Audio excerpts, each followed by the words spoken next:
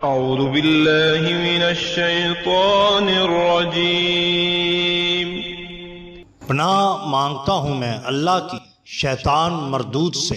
بسم اللہ الرحمن الرحیم۔ شروع اللہ کے نام سے جو بڑا مہربان نہایت رحم والا ہے۔ دا باٹم لائن کے ناظرین کرام، السلام علیکم۔ محترم ناظرین، ہم اپنی آج کی ویڈیو میں حضرت خواجہ غریب نواز معین الدین چشتی اجمیری رحمت اللہ تعالی علیہ کی وفات پر ہونے والا ایک عجیب و غریب معجزہ آپ کے سامنے پیش کریں گے، جو یقیناً آپ کے لیے دلچسپی کا باعث ہوگا۔ لیکن قبل اس سے ہم حضرت خواجہ غریب نواز رحمت اللہ تعالی علیہ کی حالات زندگی پر ایک مختصراً نظر دوڑاتے ہیں۔ حضرت سلطان الہند رحمت اللہ تعالی علیہ کی جائے ولادت کے متعلق اختلافات پائے جاتے ہیں۔ بعض کے مطابق آپ مقام سنجر میں پیدا ہوئے، بعض کے نزدیک سنجستان میں، بعض کے نزدیک اصفہان اور بعض کے نزدیک جنوبی ایران کے علاقے سیستان میں پیدا ہوئے۔ سن ولادت کے بارے میں بھی اختلاف ہے، لیکن زیادہ تر لوگوں کا یہ ماننا ہے کہ آپ رحمت اللہ تعالی علیہ سن 530 سے 536 ہجری کے بیچ پیدا ہوئے۔ الغرض حضرت سلطان الہند رحمت اللہ تعالی علیہ اسلام میں رحمت بن کر تشریف لائے۔ آپ رحمت اللہ تعالی علیہ کے اسم گرامی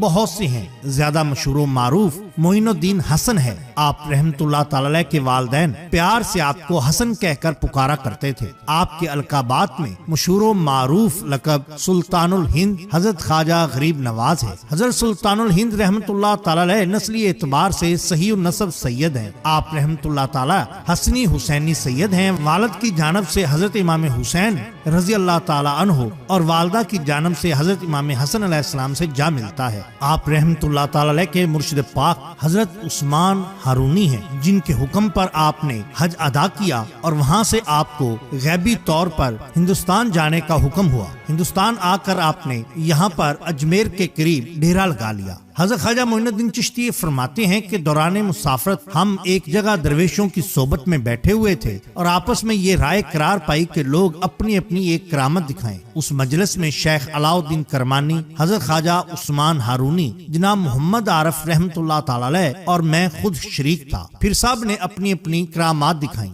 حضرت خواجہ معین الدین چشتی فرماتے ہیں کہ مرشد پاک حضرت خواجہ عثمان ہارونی رحمت اللہ تعالی علیہ نے اپنے مصلے کے نیچے ہاتھ ڈالا اور سونے کا ایک ٹکڑا نکالا۔ اس ٹکڑے کو ایک درویش کو دے کر فرمایا کہ جاؤ سب کے لیے شرینی لے آؤ۔ پھر شیخ علاء الدین کرمانی رحمت اللہ تعالی علیہ نے ایک لکڑی کو ہاتھ مارا تو وہ سونے کی ہو گئی۔ پھر مرشد پاک حضرت خواجہ عثمان ہارونی رحمت اللہ تعالی علیہ فرماتے ہیں میری جانب متوجہ ہوئے اور فرمایا کہ تم نے کچھ نہیں کیا۔ میں نے مرشد پاک کے حکم سے اپنے کمبل میں سے 4 روٹیاں نکال کر ایک بوڑھے فقیر کی طرف بڑھا دی۔ حضرت خواجہ معین الدین چشتی رحمت اللہ تعالی علیہ فرماتے ہیں کہ میں مرشد پاک حضرت خواجہ عثمان ہارونی رحمت اللہ تعالی علیہ کے ہمراہ سفر میں تھا۔ ہمارے ہمراہ ایک درویش بھی تھے۔ ہم چلتے چلتے اوش پہنچے اور وہاں شیخ بہاؤالدین بختیار احمد اوشی رحمت اللہ تعالی علیہ سے ملاقات کی۔ شیخ بہاؤالدین بہت بڑے بزرگ اور واصلین میں سے تھے۔ ان کے یہاں دستور تھا کہ جو کوئی ان کی خانقاہ میں آتا وہ محروم اور خالی ہاتھ واپس نہ جاتا۔ اگر آنے والے کے پاس کپڑے نہ ہوتے تو وہ اس کو کپڑے عطا فرما دیتے اور آپ رحمت اللہ تعالی علیہ کے لیے غیب سے کپڑے آ جاتے۔ ہم کچھ دن ان کی خدمت میں رہے۔ ایک روز انہوں نے ہمیں نصیحت کرتے ہوئے فرمایا، اے درویش، تجھے جو کچھ ملے اللہ عز و جل کی راہ میں دے دے اور دولت جمع نہ کرنا۔ اللہ عز و جل کے بندے کو کھانا کھلانا تاکہ اللہ عز و جل کے دوستوں میں سے ہو جائے۔ ہندوستان میں آپ نے تمام عمر دین مبین کی تبلیغ کی اور ہزارہ بلکہ لاکھوں کے قریب لوگ آپ کے ہاتھ پر دائرہ اسلام میں داخل ہوئے۔ حضرت خواجہ غریب نواز رحمت اللہ تعالی علیہ زندگی میں موت کو عزیز رکھتے تھے۔ آپ کی آخری مجلس سے بخوبی پتہ چلتا ہے کہ آپ اپنی وفات سے کس حد تک آگاہ تھے۔ حضرت خواجہ قطب صاحب رحمت اللہ تعالی علیہ اپنے مریدین کو یوں فرما رہے تھے۔ جمعرات کا دن تھا اور یہی آخری صحبت تھی۔ اجمیر کی جامع مسجد میں قدم بوسی کا شرف حاصل ہوا۔ اہل اللہ، معززین اور عقیدت مند سبھی موجود تھے۔ ملک الموت پر بات چلی۔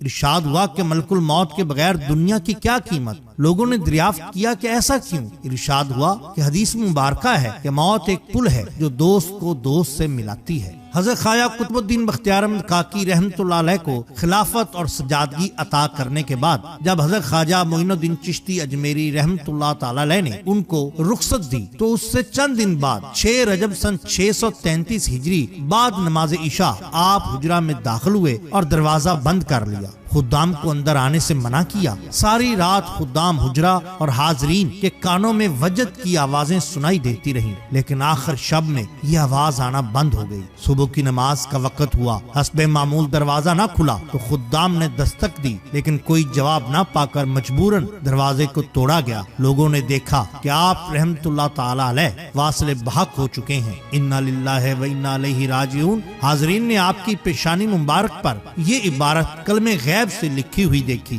تحریر یہ تھی، یہ اللہ کا حبیب ہے اور اللہ کی محبت میں انتقال کیا۔ نماز جنازہ آپ کے بڑے صاحبزادے خواجہ فخر الدین رحمت اللہ تعالی علیہ نے پڑھائی اور اسی حجرہ میں دفن کیا گیا جہاں آپ اکثر بیٹھا کرتے تھے۔ اکثر اولیاء کرام نے اسی شب حضور سرور دو عالم صلی اللہ علیہ وآلہ وسلم کو خواب میں دیکھا کہ آپ فرما رہے ہیں کہ معین اللہ کا دوست ہے، ہم اس کے لیے آئے ہیں۔ راویوں کا بیان کرنا ہے کہ جب آپ کی تدفین ہو رہی تھی تو آپ کی قبر مبارک سے خوشبو آ رہی تھی اور عجیب و غریب قسم کے لوگوں کو قبرستان میں دیکھا گیا، شاید وہ فرشتے تھے۔ آج بھی آپ کے مزار پر طرح طرح کے پھولوں کی مختلف قسم کی عطروں کی ملی جلی خوشبوئیں روح و دماغ کو فرق اور تسکین دیتی ہیں، پاکیزگی کی جانب رجوع کراتی ہیں۔ آپ کے مزار کے قریب و جوار میں رہنے والے جنت کا مزہ لیتے ہیں۔ ناظرین اکرام، یہ شان ہوتی ہے اولیاء اللہ۔ ناظرین اکرام، ہم ہر ماہ لنگر چشتیہ کا انتظام کرتے ہیں جس میں دوست احباب اپنی حیثیت کے مطابق حصہ ڈالتے ہیں۔